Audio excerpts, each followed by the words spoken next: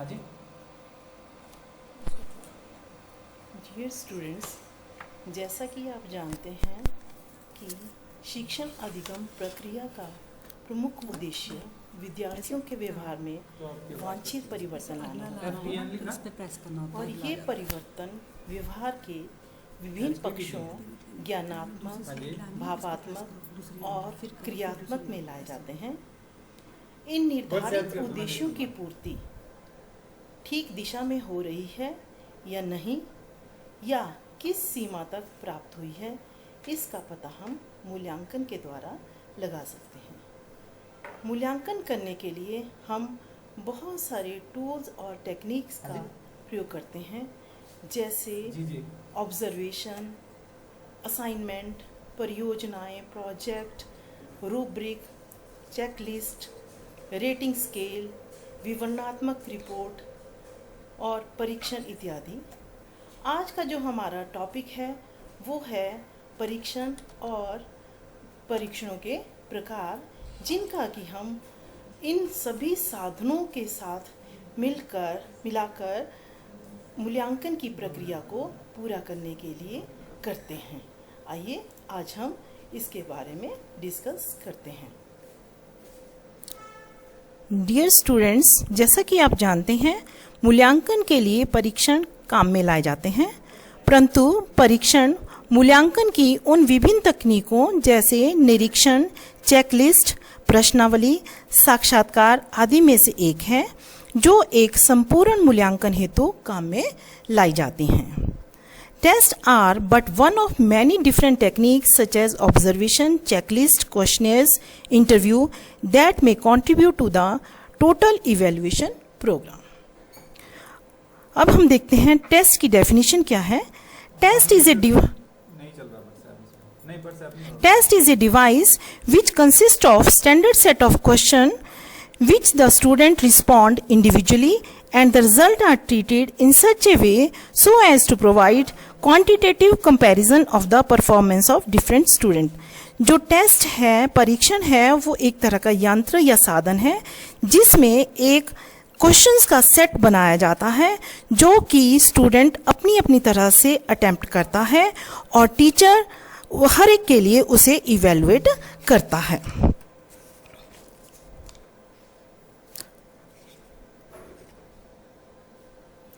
अब हम देखते हैं कि जो परीक्षण है, टेस्ट है, उसकी क्या विशेषताएं होनी चाहिए।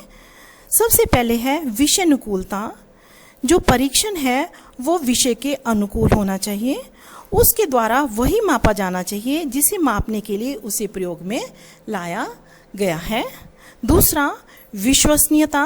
विश्वसनीयता से तात्पर्य उस विश्वास से है जो एक परीक्षा में स्थापित किया जाता है। Means reliability refers to a faith that may be placed into a test। Means विश्वसनीयता, जो परीक्षण है उसमें विश्वसनीयता बनी रहनी चाहिए कि एक जो परीक्षा है, हम अगर प्राइमरी के लिए उसको फ्रेम करते हैं तो हम उसको बड़ी क्लासेस सीनियर सेकेंडरी के लिए नहीं कर सकते। वस्तुनिष्ठता, यदि प्रश्नों के उत्तर पर किसी का व्यक्तिगत पसंद, नापसंद, दृष्टिकोण या भावनाओं का प्रभाव ना पड़े तो हम ऐसे परीक्षण को वस्तुनिष्ठ कहते हैं। व्यापकता, परीक्षणों में पाठ्यक्रम के सभी प्रकरणों का उचित समावेश होना चाहिए। व्यवहारिकता, प्रश्न पत्र को बनाने में आसानी, परीक्षा लेने में आसानी, अंक लगाने में आसानी होनी चाहिए। निदानात्मक, जो परीक्षण है वो विद्यार्थियों की कमियों और कठिनाइयों की जांच में सहायक होने चाहिए।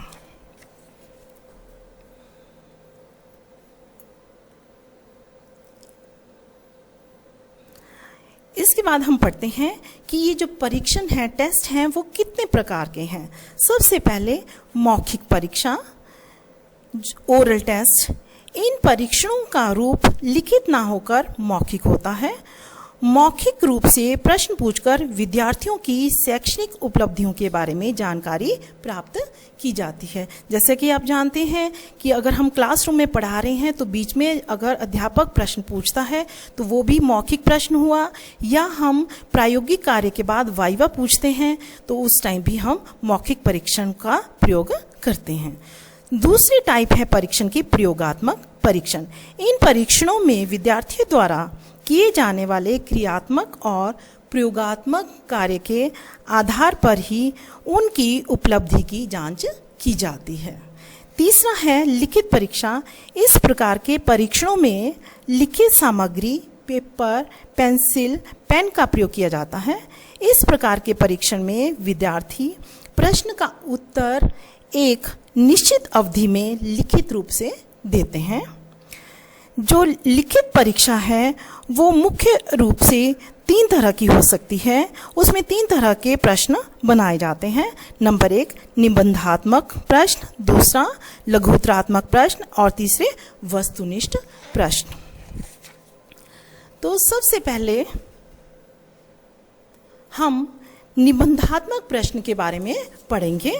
ऐसे टाइप क्वेश्चंस जिनको लॉन्ग आंसर क्वेश्चंस भी कहते हैं। Essay type questions require the pupil to plan his own answer and explain it in his own words. जो निबंधात्मक प्रश्न है उसमें जो छात्र है वो अपने आप अपने आंसर को, अपने उत्तर को ऑर्गेनाइज करता है और अपने शब्दों में उसे डिस्क्राइब करता है। निबंधात्मक प्रश्नों के निम्नलिखित गुण हैं। जैसे जो निबंधात्मक प्रश्न है उसमें जो उत्तर है वो निबंध की तरह विस्तृत होता है, इसीलिए इनको हम निबंधात्मक प्रश्न कहते हैं। दूसरा, इन तरह के प्रश्नों में पूर्ण स्वतंत्रता व विस्तृतता होने के कारण विविधता होती है। मीन्स बहुत से छात्र हैं उनके उत्तर में बहुत विविधता पाई जाती है। थर्ड, छात्रों के दृष्टिकोण, भाषा शैली, लेखन कला व अभिव्यक्ति की जांच। इस तरह के प्रश्नों से हम बच्चे के दृष्टिकोण, भाषा शैली, लेखन कला की जांच कर सकते हैं। नेक्स्ट, अभिव्यक्ति की स्वतंत्रता के कारण रुचि, विचारधारा और रचनात्मक चिंतन की परख। क्योंकि बच्चा अपने आप डिस्क्राइब करता है तो हमें उसकी रचनात्मक चिंतन, रुचि और विचारधारा का पता चलता है। निबंधात्मक प्रश्न वाले जो परीक्षण हैं वो व्यवहारिक होते हैं क्योंकि उनको बनाना आसान होता है और उनको निरीक्षण करना भी आसान होता है। नेक्स्ट, जो निबंधात्मक प्रश्न है उससे विद्यार्थियों की स्मृति, तर्क शक्ति तथा पुनः स्मरण जैसी उच्च मानसिक शक्तियों का विकास का पता चल सकता है। अब जैसे हम देखते हैं कि निबंधात्मक प्रश्न किस तरह से बनाए जाते हैं, तो जैसे उदाहरण के लिए मान लीजिए एक क्वेश्चन, न्यूटन की गति के नियम कौन से हैं? उदाहरण सहित व्याख्या करें।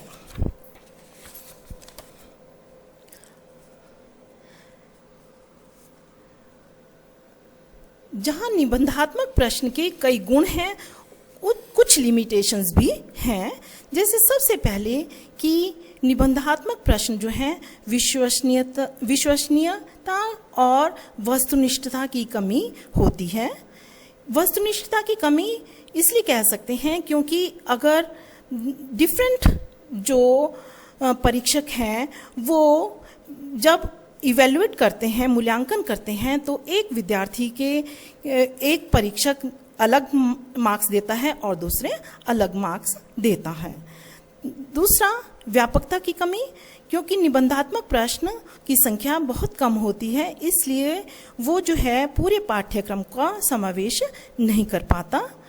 तीसरा, इसमें रटने की प्रवृत्ति को प्रोत्साहन मिलता है क्योंकि बच्चों ने बहुत लंबाई में प्रश्न का उत्तर देना होता है, इसलिए बच्चे को जो उत्तर है उसको रटना पड़ता है। नेक्स्ट, इसमें बच्चे के स्वास्थ्य पर बुरा प्रभाव पड़ता है। बच्चे को बहुत लंबी अवधि के लिए बैठकर जो उत्तर है वो लिखने पड़ते हैं, तो इसलिए बच्चे के स्वास्थ्य पर बुरा प्रभाव पड़ सकता है। पूरे पाठ्यक्रम का समावेश नहीं, वो आपको जैसे मैं बता चुकी कि प्रश्नों की संख्या कम होने के कारण इसमें पूरे पाठ्यक्रम का समावेश नहीं होता।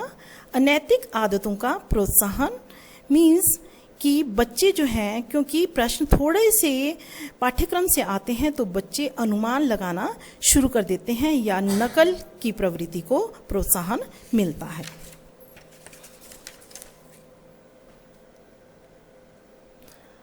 अब जो दूसरे टाइप के परीक्षण हैं उनमें हम लघुत्तरात्मक प्रश्न का यूज करते हैं। जैसे जो क्वेश्चन संक्षिप्त रूप में उत्तर चाहते हैं, जैसे those test in which the question can be answered in a few words, जैसे 100 to 150 और in a few sentences 15 to 20। तो लघुत्तरात्मक प्रश्न जो हैं वो संक्षिप्त उत्तर वाले होते हैं। ये लघुत्तरात्मक प्रश्नों की संख्या ज़्यादा होती है और ये पाठ्यक्रम के अधिकतम भाग को सम्मिलित कर सकते हैं। लघुत्तरात्मक प्रश्न का जैसे एग्जाम्पल है, मान लीजिए हम प्रश्न लिखते हैं, कोशिका में केंद्रक के क्या कार्य हैं, किन्हीं 4 कार्यों का वर्णन करें। दूसरा, सजीव वस्तु के कोई से 5 गुण लिखें।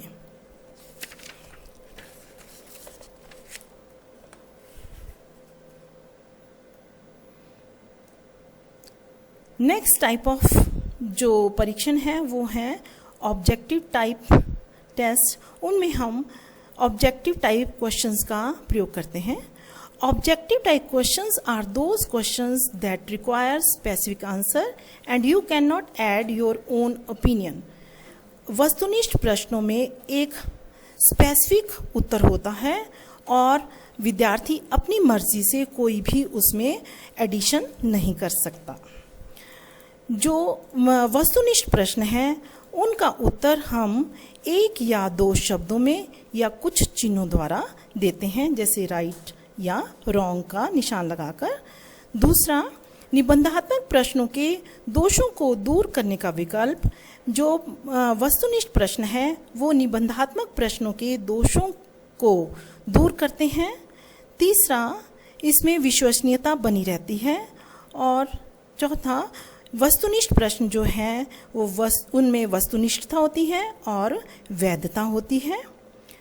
नेक्स्ट, प्रश्नों की संख्या ज़्यादा होने के कारण पूरे पाठ्यक्रम का समावेश हो सकता है और हम ये कह सकते हैं कि उनमें व्यापकता है।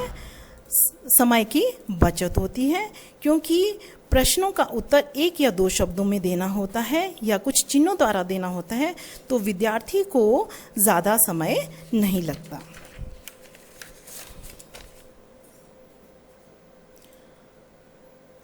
अब हम देखेंगे कि ये जो वस्तुनिष्ठ प्रश्न हैं वो कितने प्रकार के हो सकते हैं। सबसे पहले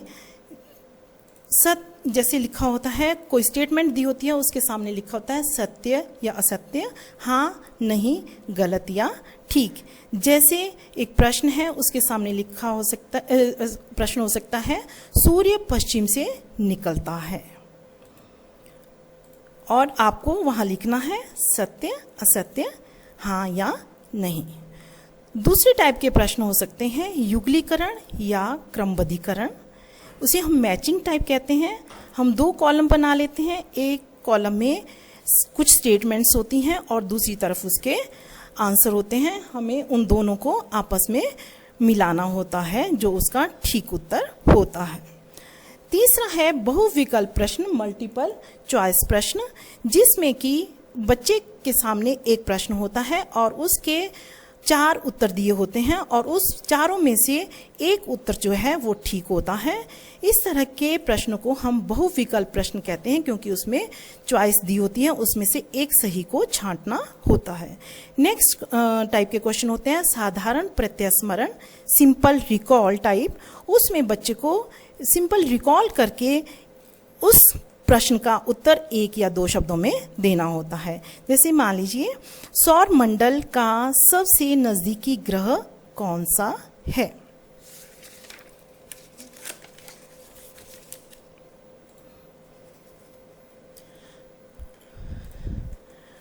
वस्तुनिष्ठ प्रश्नों के बहुत से गुण होने के बावजूद भी इसकी कुछ लिमिटेशंस हैं। सबसे पहले कि वस्तुनिष्ठ प्रश्न वाले प्रश्न पत्रों का निर्माण करना कठिन है, क्योंकि इसके लिए हमें योग्य अध्यापकों की ज़रूरत होती है। दूसरा, अनुमान कार्य को प्रोत्साहन मिलता है। वस्तुनिष्ठ प्रश्न में बच्चे अनुमान लगा लेते हैं। तीसरा, खर्चीली एवं अत्यधिक समय लेने वाली प्रश्न पत्र के निर्माण के लिए बहुत समय लगता है। फोर्थ, मनोवैज्ञानिक दृष्टि से अनुचित। ये मनोवैज्ञानिक दृष्टि से अनुचित है, क्योंकि इसमें बच्चे के रुचि, दृष्टिकोण वगैरह का कोई भी ध्यान नहीं रखा जाता। नेक्स्ट, वस्तुनिष्ठ परीक्षाएं निदानात्मक नहीं होती, क्योंकि हमें इसमें बच्चे की कमियों और कठिनाइयों के बारे में कुछ भी पता नहीं चलता।